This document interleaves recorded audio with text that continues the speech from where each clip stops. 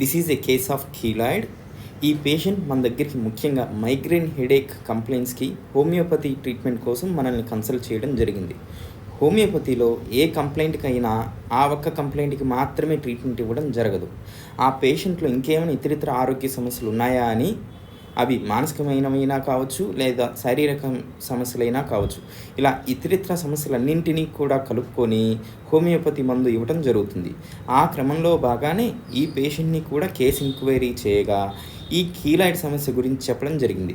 అయితే ఈ కీలాయిడ్ సమస్యకి గతంలో వారు సర్జరీ కూడా చేయించుకున్నారు. అయితే అది మరలా 1 సంవత్సరంలోపే తిరగబెట్టింది. మళ్ళీ చూయించుకుంటే ఇంకోసారి సర్జరీ చేయాలన్నారు. సర్జరీ చేయించాక కూడా మళ్ళీ వచ్చిందని రెండోసారి సర్జరీ చేయించుకోవటం వదిలేశారు.